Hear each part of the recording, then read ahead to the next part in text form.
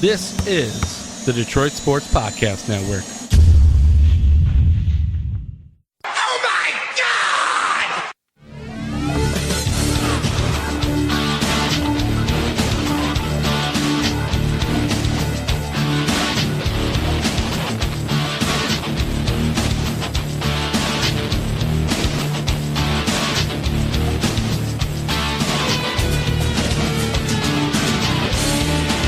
Welcome, everybody, to the DocNJock Wrestling Podcast. This is episode 90. On today's episode, a whole lot to cover. We're going to take a look at Impact Wrestling Slammiversary, a couple things coming out of there that we need to discuss, as well as WWE possibly scrapping something to compete with AEW. Sticking with AEW, there is a rumor, an update on when their television program may air. Of course, we've got to do the Extreme Rules predictions as that takes place this Sunday. And, of course, we're going to review Raw and SmackDown. Doing the show with me, as always, he's the one, he's the only, he is the Doc, John Macaroon.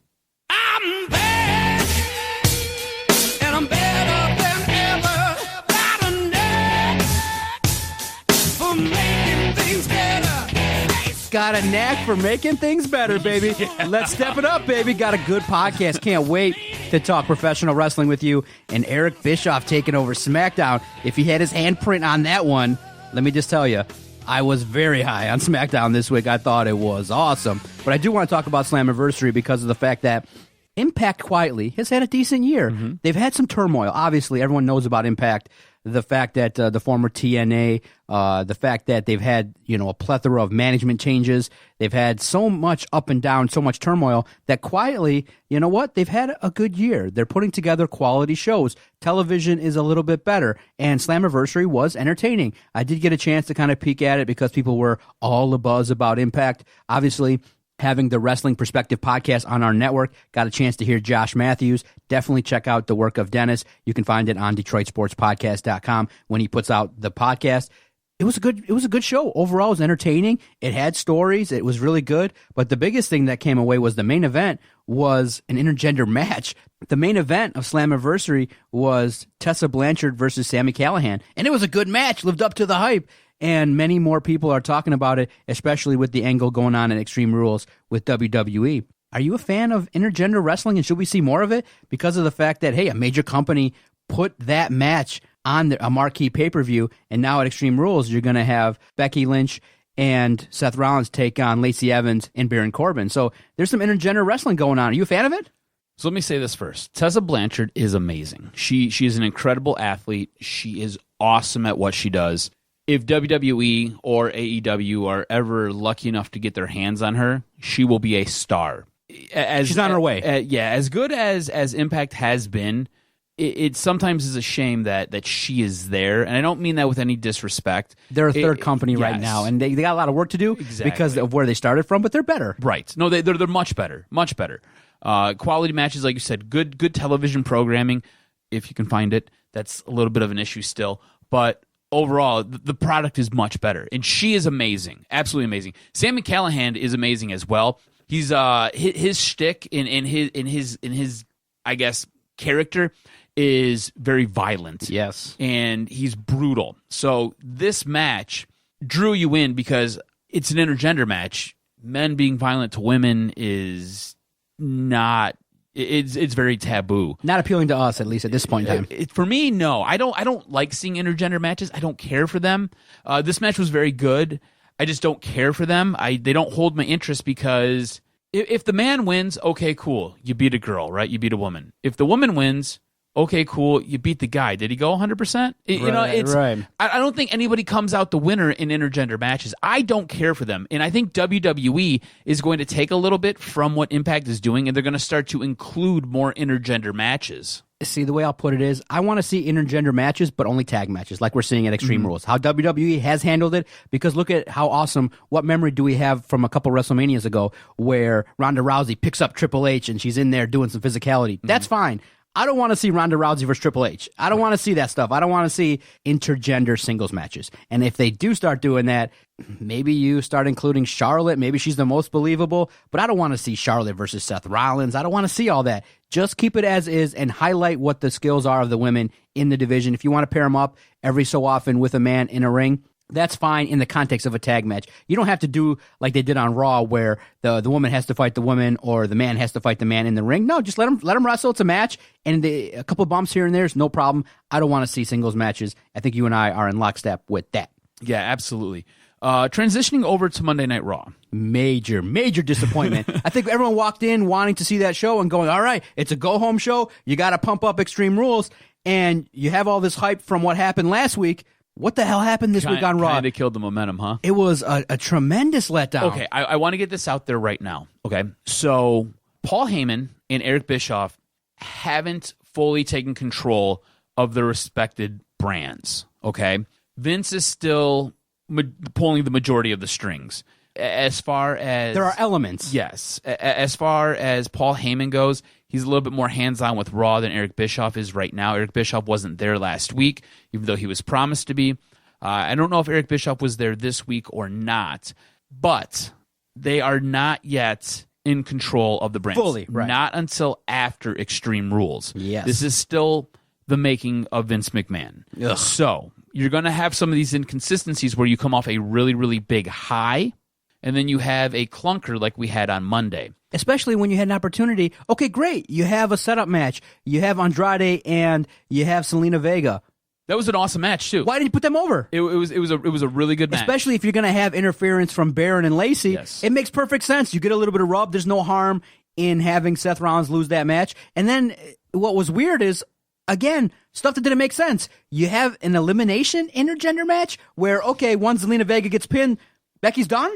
Yeah. It makes no sense. Makes no sense. It was stupid. That whole opening segment didn't make sense, and it led continuously throughout Raw because I think you and I both said the same thing. We go, all right, you got this build-up. Rey Mysterio gets the open challenge. He comes out. I'm going to do an open challenge. You think he's going to get maybe somebody from NXT or somebody new or fresh, and they're going to have a good quality match? No, it's Bobby Lashley, and he gets squashed. Could we see Buddy Murphy at some point? Like, Yeah. Buddy Murphy's an OG, and him going up against Rey Mysterio, that would be insane. That'd be incredible. It'd be an awesome match. No, instead we get Bobby Lashley. To destroy him? Yeah.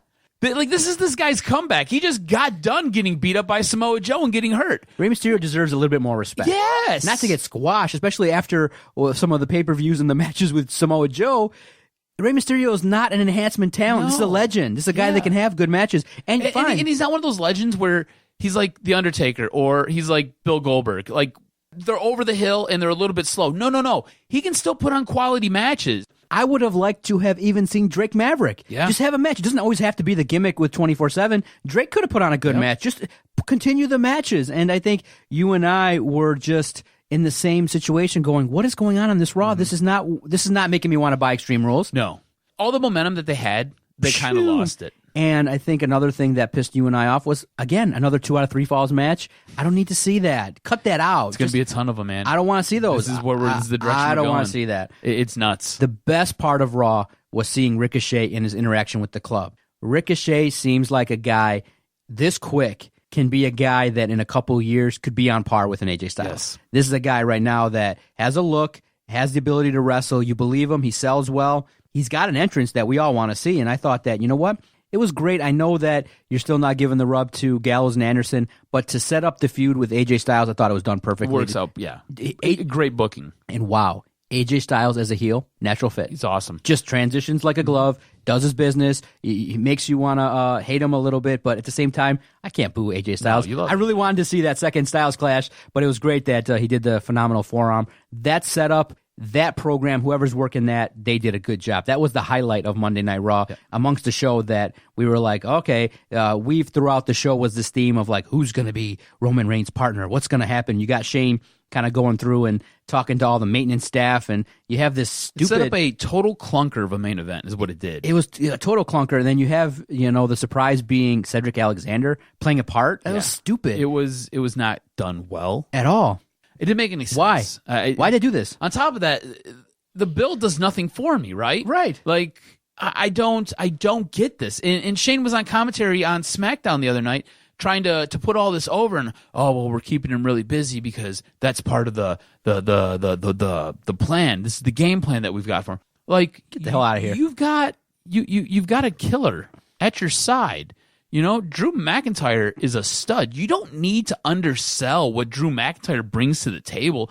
If anything, you need to be putting him over because this guy is a future world champion. This guy is a stud, and yet you're taking away from his character by pairing him with Shane McMahon and then having him essentially ride the coattails of Shane McMahon. I mean, and lost in all of this too is The Miz and Elias. The Miz was doing great work on SmackDown. Fantastic work on SmackDown. Elias was getting over, and then Elias was the suffered a lot of inconsistent bookings, where he goes from being a good guy to a bad guy, good guy to a bad guy, and now he too is riding the coattails of not just Shane McMahon but also Drew McIntyre. So he's kind of the third leg here on this table, and he just happens to come up a little bit shorter. So now your table's rocking. It none of it makes sense. It really doesn't. It's kind of frustrating. And I think that leads into SmackDown where you had Kevin Owens, and people are referring to it as a pipe bomb. I don't necessarily like to use that word because what CM Punk did was revolutionary. Was a pipe. It was bomb. crazy. It was crazy. What Kevin Owens did was cut a very raw, and I think it was a very real promo. It was what we've all been thinking. Yeah. That's totally scripted. That's the easiest way for a character, for a gimmick like Kevin Owens to get over is to say, okay, you know what, let's talk about what the fans are talking about, and to cut that kind of promo was, relatively something that should have been done, and he did it well with the mics being cut off. And fantastic. It was great. He put over a ton of guys in the back, like guys that you haven't seen in months. Yep. Put a bunch of them over. I thought it was great. I thought it was done perfectly. You are seeing the evolution of Kevin Owens as a babyface. No problem. When Kevin Owens was brought back and he was paired with the New Day, the original idea was for him to be a babyface. And then Daniel Bryan got hurt. And they needed to quickly change course, and they did this really fast booking where Kevin Owens became a heel. I don't think any of us really liked the sudden change or the sudden direction that Kevin Owens' character went there. But the original plan was for him to be a babyface. This is getting his character back on track where they originally wanted it. I think it's fantastic. I think this is weird because you've got AJ Styles going from being a babyface to being a heel, and it's awesome. You've got Kevin Owens going from being a heel to being a babyface, and it's awesome. This is working out really, really well for both of these brands. I think to see that to open SmackDown was awesome. And with Shane McMahon then cutting off his mic and then him going to the announce table and like you said, just screaming into the microphone of how mad and, Shane, you're taking up all this thing in the back, and how they said that, hey, you guys promised us a change and all we've got is more Shane. Yeah. So that was awesome. It was really good. It led to a good show that was solid. In my opinion, I thought that it was great. The one thing, though, that maybe is debatable is it was announced that Aleister Black's going to take on Cesaro. And I'm like, you know what? Cesaro's just coming off of a push. I feel like it's a no-win situation. Did it kind of feel like wah wah wah? No, it felt like I don't see a positive outcome for both because Cesaro's on a run. Mm-hmm. You're not going to have Cesaro put over Aleister Black. I think that sucks because you kill then the momentum that Cesaro's building. And Aleister Black needs a push too because now you've built up this guy over these weeks. So in essence, you kind of know that Aleister Black has to go over, but it's not the right choice. It's the wrong opponent. Would you have preferred a booking scenario like this where they have a 30-minute time limit? And they just maybe go to a draw. Yeah, I think something like that would be better. A no winner. Yeah, yeah. You both take each other to the limit, and then you could kind of build from there. I like Cesaro. I think Cesaro was great. Yeah, I think Cesaro needs a push, right? A monster push. Aleister Black needs a push too. The better opponent, Apollo Crews would have been great. Not big enough a name. No, it doesn't do it for me either. Has to be a little bit more of a guy. You know what? Because of the way they've used him and the way that they've booked him. EC3. Yes. Just have him go on EC3 and take him out. Yep. And that's just because of the way that they've booked him. Mm-hmm. And that hurts me to say that because I think he has a ton of potential. You're just not going to see it. I don't understand the thinking with Cesaro. I don't know why you don't bring somebody up from NXT. Velveteen Dream would be great here. Do you know what I'm saying? Yeah. And most of the SmackDown roster has no idea who the Velveteen Dream is. Right. So he could suffer a loss initially to Aleister Black and then just come back and be a thorn in his side. Or how about this? You have Aleister Black being super creepy and sitting in his little room with his door shut, and maybe you have Bray Wyatt become the opponent. Okay. You got eerie and creepy versus like super weird and eerie and creepy. There are different things you could have done, and they went with, I think, the easy route, which in turn doesn't really put anybody in a good spot. Okay. So obviously, I think you and I, we both say SmackDown's the winner. Yeah, We get back. for sure. SmackDown got back on track. Yeah, it's 57 to 32.5 and a no credit for the verdict here. Let's jump into our Extreme Rules predictions real quick. You excited for this pay-per-view? No. Yeah, me neither. No, not not too at much. all. I think the build hasn't Not at been all. great, but when you look at the card, it's pretty decent. I think it has a chance to be a card that, even though the build wasn't great, Extreme Rules, Philadelphia, I think there's going to be some fun, especially now that Paul Heyman said that maybe Brock Lesnar's going to cash in. So I think it's going to be a fun card. I would say don't miss this one. I got a feeling there's going to be some great memories, some spots where we're going to say, holy shit. And it's a really deep card, and we've included a couple matches that might get announced later from the time that we're actually recording this podcast. So it's going to be a super deep card. If the matches that we have don't get announced, never come to fruition, they just won't count in the score. Exactly. But this is going to be one of our longer prediction segments. So winner takes all. Seth Rollins, Becky Lynch versus Baron Corbin and Lacey Evans. Extreme Rules match. Who do you have? Seth Rollins and Becky Lynch. I think you ride the momentum. Baron Corbin and Lacey Evans, I think we'll put on a good show. It'll get aggressive. There might be some spots where we say, oh, from both of these teams. But for me, Seth Rollins and Becky Lynch, you don't have them lose, especially with SummerSlam coming. Hell no. You're going to ride those guys and put together some marquee matches for SummerSlam. So give me Seth Rollins and Becky Lynch. I agree with you 100%. For the WWE Championship, Kofi Kingston, who is the reigning champion, versus Samoa Joe. What do you do here? This one's tough because of the fact that Samoa Joe is due. But is he due at Extreme Rules? No. Kofi Kingston, if you're going to have Kofi drop the belt, it's got to be at a big show. He's earned it. He's got to keep the belt. He's going to have good matches. I think Samoa Joe is going to be in line for a loss, but again, a destruction after. Continue more of the same. You can't have Samoa Joe win this, especially at Extreme Rules. I think you got to keep building it up, build it up. If you do have Samoa Joe, Kofi Kingston, again, just do it at SummerSlam. Mm-hmm. I really want to say Samoa Joe, but I'm in lockstep with you. This is not the show for Kofi Kingston to drop a title of this magnitude. No. Honestly, this is the biggest belt in WWE. I don't care about the Universal Championship that Seth Rollins carries. The WWE Championship is the biggest belt in this company. Whether WWE wants to market it that way or not, this is not a show where Kofi Kingston drops this belt to Samoa Joe. Like you said, if you want to continue this feud, I'm cool with it. I think it's great. You can do it, but do it at SummerSlam. Roman Reigns and The Undertaker versus Shane McMahon and Drew McIntyre. This is a no-holds-barred match. I don't know how you have The Undertaker and Roman Reigns lose this match, especially after everything that Roman Reigns has undergone leading up to this. It would be believable if Shane and Drew won it. Give me Roman Reigns and The Undertaker to win it. I'm 100% lockstep with you. I just don't know how you could even book that. It doesn't make sense to me. This one gets a little bit more tricky. You have the United States Championship. You've got Ricochet taking on AJ Styles. Ricochet is the current champion. This one gets a little bit foggier, gets a little bit more difficult. I could see the club getting involved in this match. I could see them playing a factor. I could also see them coming down to the ring, getting involved, and then getting tossed from ringside. So they're a non-factor. This one is essentially a coin flip for me. 100%. This is the hardest one to call. I'm going to go with Ricochet. But I'm going to go with Ricochet because I think there's a future story here where AJ takes the belt off of him. It's just not here. See, here's the tough part. Because of the fact that the way to properly write this is AJ Styles wins it with interference from the club, and Ricochet continues this feud with AJ Styles all the way up until SummerSlam. This is a great program. This is a marquee, world-class WWE program. Do you take the belt off of Ricochet and give some of the rub to the club? You have to, in my opinion. If you don't, then you've just basically neutered the club. Why introduce them if you're just going to have them be insignificant?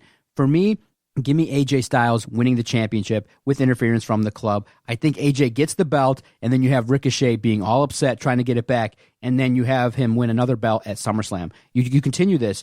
Ricochet, AJ Styles has to have a gimmick match, maybe a cage match, maybe 2 out of 3 falls, maybe an Iron Man match.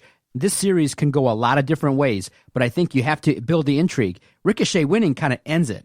And so, in my opinion, give me AJ Styles. You have to give the rub to the club. You have to. It doesn't make any sense then. I mean, would I be surprised if they don't? Yeah, it'd be stupid, but that's what I would do. AJ Styles wins it. I'm going to, after hearing you talk through it and looking over the rest of the card, I'm going to change my selection. And I think you're right, because when I think back about it, at some point, AJ Styles has to get a win. So AJ's lost the last 2 matches. At some point, AJ's got to get a win here. Yes. And I think this is where the win comes. And I think you're right. For long-term booking, Makes sense. you have Ricochet chasing. I think you're right. That makes sense. I'm going to change my selection to AJ Styles. Braun Strowman's versus Bobby Lashley, last man standing. Braun Strowman, I mean, the proper way probably would be to elevate Bobby Lashley, but Braun Strowman needs to have that continued push because I think he's due for a massive push coming up here. I don't think WWE values Bobby Lashley. I think they value Braun Strowman more. Braun Strowman will get the win here. SmackDown Women's Championship. Bayley, who's the current champion, versus Alexa Bliss and Nikki Cross. It's a 2-on-1 handicap match. So the odds are definitely stacked against Bayley. How do you see this one playing out? This one's also tough, too, because It could go a couple different ways. I'm definitely a fan of Alexa Bliss. The handicap angle definitely, makes you believe it. But at the same time, would they take the belt off of Bayley? I think they kind of teased it a little bit with the introduction of Sasha Banks coming back, where they go, where Nikki Cross is like, you need a friend. You don't understand what that is. So the way this match is going to shape up is you're going to see Alexa Bliss and Nikki Cross go to town. Then we see the return of Sasha Banks helping out her friend Bayley. It's like you're in my head. Yeah. I swear to God, it's like you're in my head. Sasha Banks is going to come back on this pay-per-view. Helping Bayley. She's going to help Bayley out, and Bayley's going to get the win. But maybe you set up the feud for SummerSlam where, hey, Sasha's happy, raises the arm of her friend, pan for a second, boom, clothesline. Set up the feud. Or turn her heel. Bayley ends up putting the screws to Alexa Bliss. Nikki Cross is incapacitated. And just as she's going for the pin, Sasha Banks comes in, interferes. Nikki Cross gets the pin. Oh. Nikki Cross is now the champion. Now you've got friction between Bayley and Sasha, and you've got friction between Alexa Bliss and Nikki Cross. Another way. There are a couple different ways you could go. Yeah. But I think Sasha's going to come back and help Bayley. Raw Tag Team Championship. We've got the Revival, who are the current champions, versus the Usos. This one's, should be a good match. This should be a good match. But I think the Revival retains. So we're going to be a little bit different here. I'm going to go with Uso Penitentiary. Look, anytime the Usos are involved in a tag match, I always want to take them. I think they're great. I think they're fantastic. I wouldn't be surprised if the Revival won, though, or retained. SmackDown Tag Team Championship. Daniel Bryan and Rowan, they are the current champions versus the New Day versus Heavy Machinery. So this is a triple threat tag match. I'm calling for new title holders. Daniel Bryan and Rowan are great, but it seems like a placeholder. It's a perfect opportunity to switch the belts, but to who? Should it be the New Day or Heavy Machinery? See, I feel like the New Day should get it, but Heavy Machinery, I think, would benefit from it even more. So give me Heavy Machinery surprising everybody, getting the titles. You give them the limelight. I think you set them off on the right path to be the SmackDown Tag Team Championship. I think you set them up to be the marquee tag team on SmackDown. Now, it likely could be the New Day if it is a title change, but give me Heavy Machinery. That's what I want. So initially looking at this, right, I wanted to go Heavy Machinery as well because, like you said, I think the belt benefits them more. I think this would be a monster win for them. I think it gets them going in the right direction. I'm going to have Daniel Bryan and Rowan retain just to go opposite of you. Mm-hmm. I won't be surprised if Heavy Machinery wins this. Aleister Black versus Cesaro. I think quick, it's going to be Aleister Black. It has to be, right? Yeah, exactly. It wouldn't make any sense. Yep. And I think Drew Gulak at the same time will keep the Cruiserweight Championship. I don't see a title change there. So good match, Drew Gulak. Cruiserweight Championship will be between Drew Gulak, who's the current champion, versus Tony Nese. Yep. I think Drew Gulak probably wins this as well. Now, some matches that are anticipated but not confirmed. Who we got?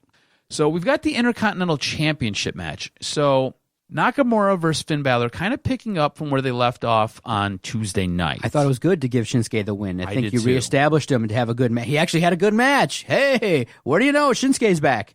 I agree with you. But Finn Balor would retain. Yes, I agree too. I think Finn Balor wins or retains his Intercontinental Championship. But this is a possible throw-in.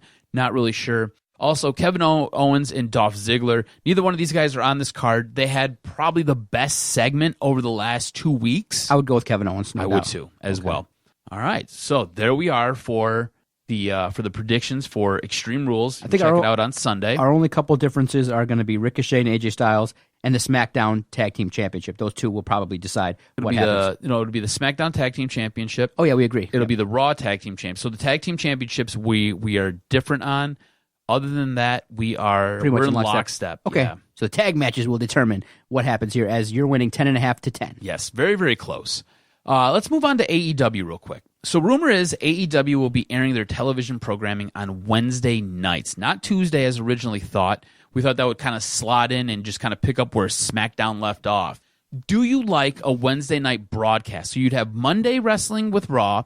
You would then have AEW on Wednesdays, and then Friday nights you would have SmackDown. I don't like it because you already have a fan base that's dedicated to NXT. I think that's wrong. I think that you take over the marketplace and you should have it on Tuesday. Yep. Or wrestling fans are also kind of used to wrestling on Thursdays. For those that are WCW fans, we all used to watch Thunder. So Thursday could be a nice night too, a slower night. But Wednesday, I think it's okay, but not ideal. I think the better day is Tuesday. Just take over the spot. Wrestling fans are ready at 8 o'clock on Tuesday to watch wrestling. So why not naturally take the spot? Why compete with NXT? Unless, like I said, you're brazen and you think you can handle it. But I think, naturally speaking, I think it's a mistake.